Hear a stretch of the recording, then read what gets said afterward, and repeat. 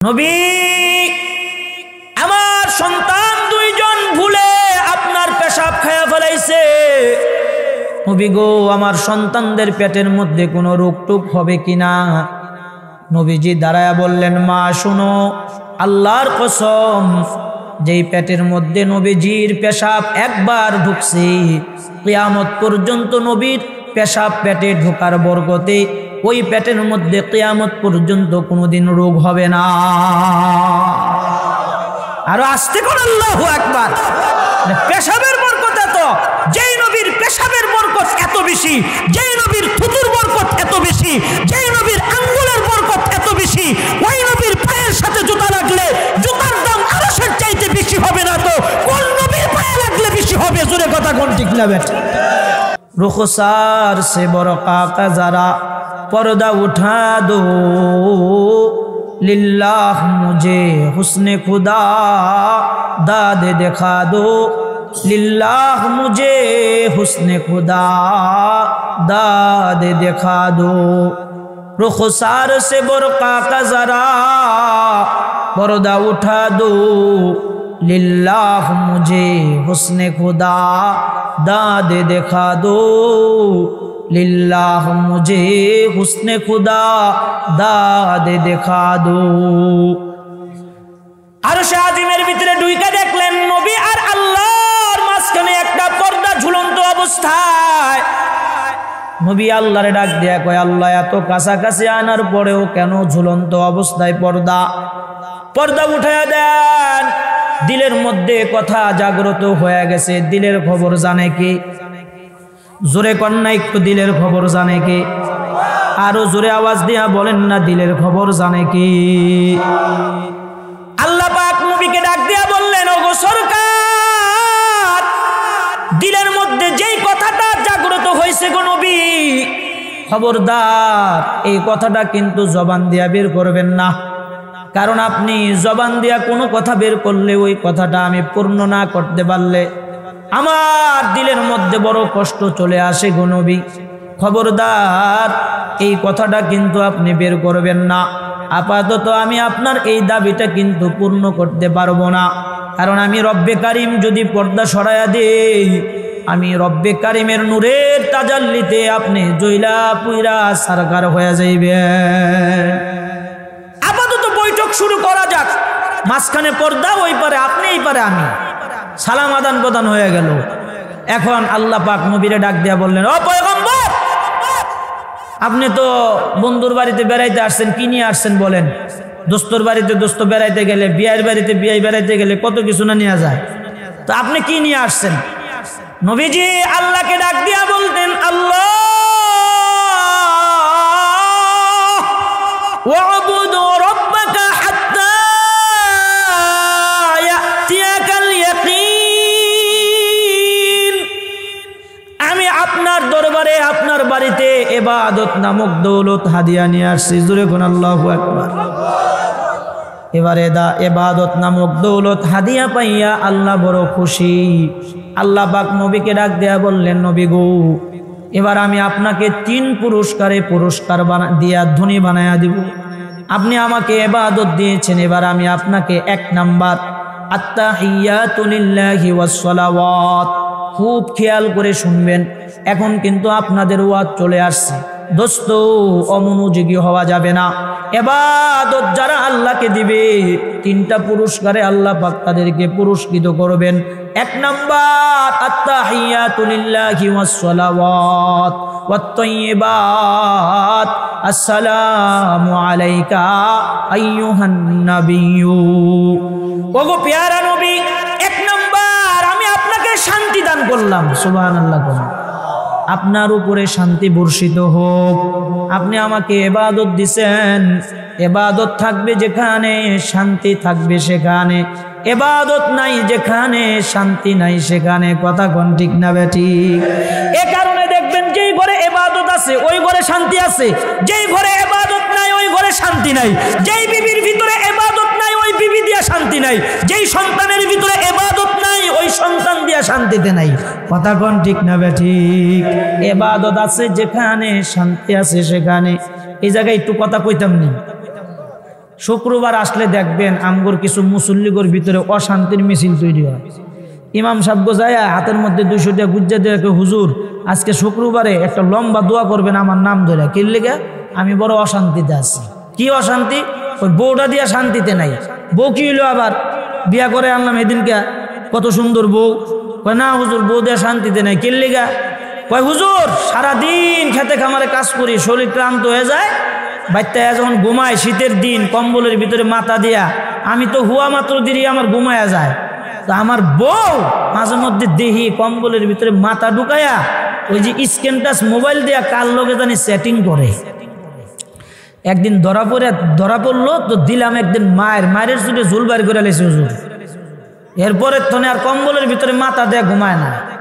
এরপরে লক্ষ্য করলাম পায়খানায় গেলে ঘন্টার পর ঘন্টা সময় ব্যয় করে। তো আমি জিগাইলাম কিরে পায়খানায় গেলে এত সময় লাগে? বউ কয় আমার কষা রোগে চাপ দিছে। তা আমি কইলাম কষা রোগে চাপ দিছে আমার কাছে না কবি, বাজারে অ্যালোভেরার শরবতের যে ধুম চলছে, খালি পেটে 1 গ্লাস খাইলে কষা রোগ কই যাইব? কথা কোন ঠিক না বেঠিক? অ্যালোভেরার শরবত 1 গ্লাস খাওয়াই দেবো আর ইসবগুলির বসি আর তুকমার দানা, কষা রোগ থাকবো নি? কথা কোন থাকবো? তো বাজার তনে 1 গাঁট্টি অ্যালোভেরা কিনা নিয়ে গেছে, নিয়ে যায় কইতেছে এই সকালবেলা খালি পেটে 1 গ্লাস অ্যালোভেরার শরবত খাবি, কষা রোগ থাকবো না। কি এর অ্যালোভেরার শরবত? অ্যালোভেরা হুগাইতে হুগাইতে চামচারা হয়ে গেছে, শরবত খাওয়ার খবর নাই। স্বামীর দিলের ভিতরে বড় সন্দেহ, ঘটনাটা কি? ঘটনাটা কি? কারণটা কি? এত সময় তো লাগার কথা না।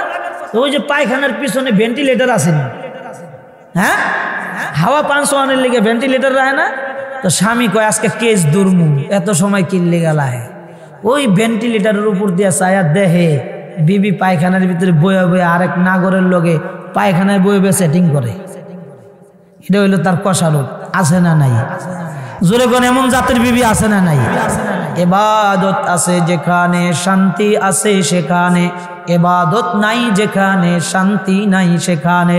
কথা বলেন ঠিক না বেঠিক? এই জন্য আল্লাহ পাক বললেন ওগো নবী, আপনার কোন গুনাহগার উম্মত যদি 30 বছর গুনাহ করার পরে আমাকে ইবাদত দেওয়ার প্রতিশ্রুতি দিয়ে দেয়, আমি আল্লাহ তাকে শান্তি দান করব।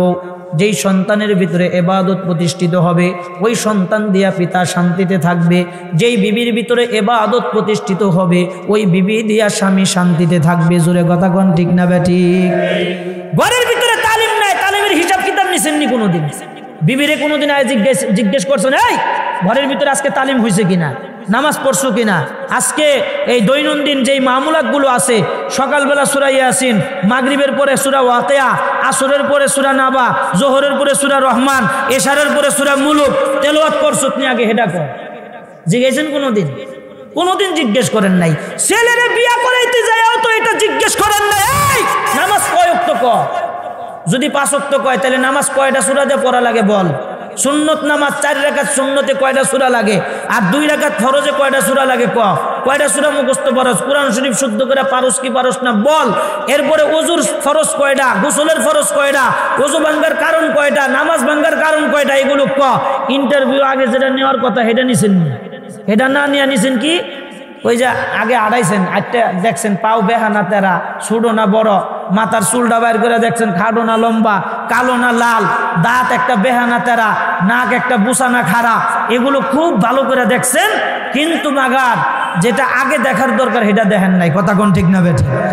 এগুলো যখন কমপ্লিট হবে, স্বয়ং সম্পূর্ণ দিন যখন একজন বিবির ভিতরে পাওয়া যাবে, এরপরে দেখবো তার চেহারা, এরপরে দেখবো তার লম্বা হাইট, এরপরে তার বংশ, এরপরে তার সুরত, এরপরে তার গঠন আকৃতি, সব কিছু ওকে।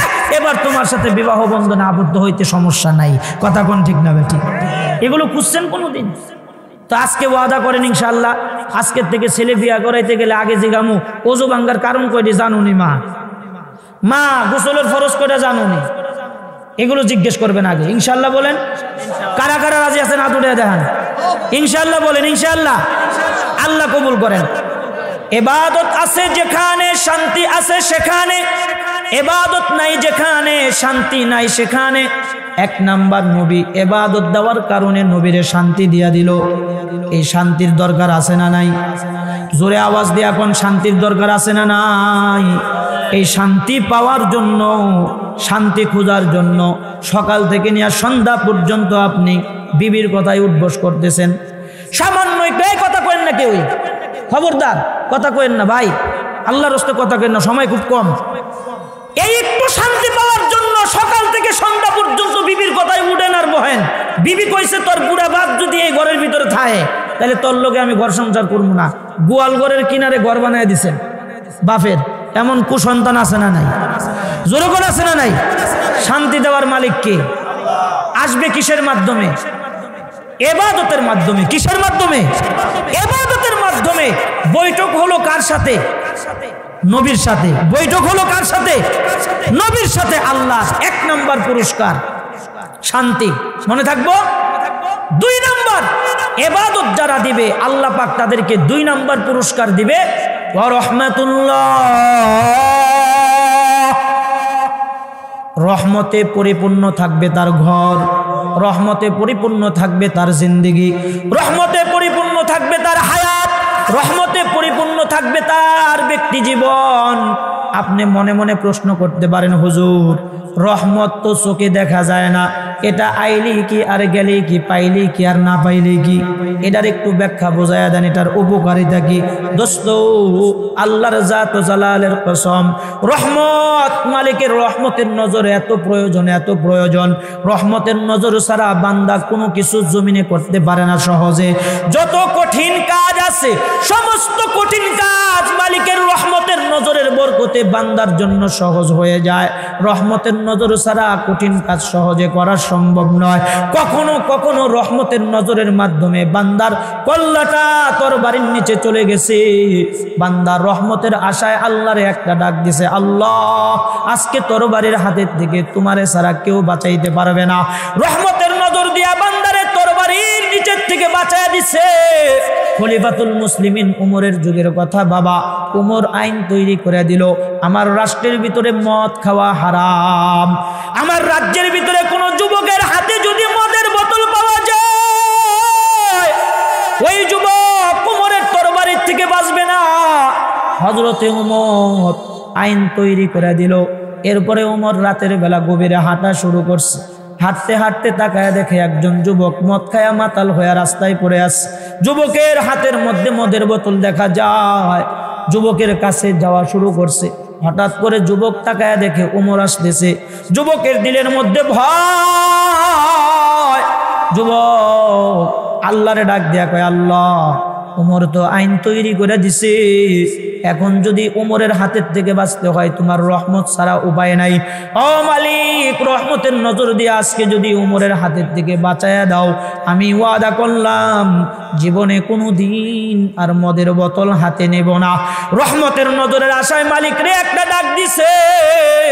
খলিফাতুল মুসলিমিন উমর যুবকের সামনে দাঁড়ায়া জিজ্ঞেস করা আরম্ভ করছে, এই যুবক, এত বড় দুঃসাহস তুমি আমার রাজ্যে আইসা আইন তৈরি হওয়ার পরেও মদ পান করতেছো, আজকে আমার হাতের থেকে তোমাকে কেউ বাঁচাইতে পারবে না।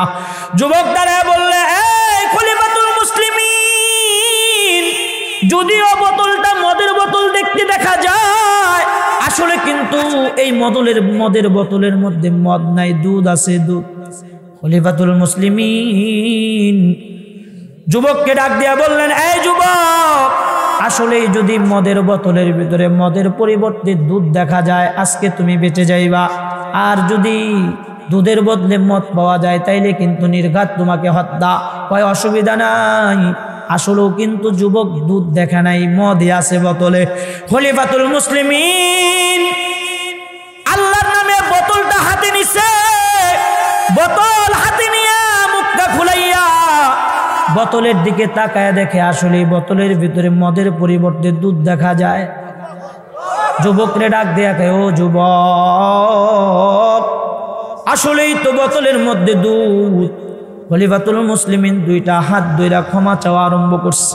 যুবক, মাফ করে দাও, দুধ খাওয়া হালাল, মদ খাওয়া হারাম।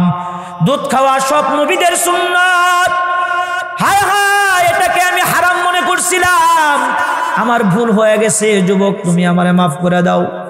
যুবক উমরের দুইটা পা ধরে বলতেছে, খলিফা আপনি কি বলতেছেন? আপনি আসার আগে তো আমি মদই পান করতেছিলাম, আমি না আনতাছি কইছি মদের পরিবর্তে দুধ আছে, আমিও দেখি নাই, কেমনে দুধ হয়ে গেল? খলিফাতুল মুসলিমিন উমরে ডাক দিয়া কয়, উমর ডাক দিয়া কয়, এ যুবক, আমি আসার আগে কারো সাথে কোনো কন্টাক্ট করছিলা নাকি? যুবক ডাক দিয়া কয়, উমর, আমি জানি খলিফাতুল মুসলিমিন জবান দিয়ে একবার যে আইন তৈরি করে এই আইনের মধ্যে কোনো পরিবর্তন হয় না। যেই উমরের আঙ্গুলের ইশারায় বাঘে ছাগলে এক ঘাটে পানি খায়, যেই উমরের জিহ্বার জবান এত পবিত্র, মালিক সন্তুষ্ট হয়ে কোরআনের 21 জায়গায় আয়াত নাজিল করছে, উমরের কথাগুলো আয়াত বানায়া দিছে। জোরে কোন আল্লাহু আকবার। যেই উমরের আধ্যাত্মিক চোখের পাওয়ার এত বেশি, মেম্বারের মধ্যে বৈশা শত শত মাইল দূরের জিনিস যেই উমর দেখতে পায়, এই উমরের আইন কোনোদিন পরিবর্তন হইতে পারে না। তুমি আসার আগেই আমি আমার মালিককে একটা ডাক দিয়া বলছিলাম, মালিক তোমার রহমতের নজর দিয়া যদি আজকে আমারে বাঁচায়া দাও, আমি আর জিন্দেগিতে কোনোদিন মদ খাবো না। উমর ডাক দিয়া কয়, এই যুবক, আল্লাহ তাআলা তোর মতো মদখোররে আজকে বাঁচানোর জন্য, আমি উমরের হাত থেকে বাঁচায়া দেওয়ার জন্য তোর মদের বোতলের মদগুলোকে রহমতের নজর দিয়া মালিক সাদা দুধে রূপান্তরিত করে দিয়েছে। জোরে কন্যা একটু আল্লাহু আকবার। রহমতের নজর ছাড়া কোনো কিছুই সম্ভব না। কখনো কখনো কঠিন বেজ্জতির মোকাবেলায় পড়ে গেছে, ওই মালিকরে একটা ডাক দিয়া বলো, মালিক তুমি ছাড়া আজকে বেজ্জতির হাত থেকে বাঁচা সম্ভব না।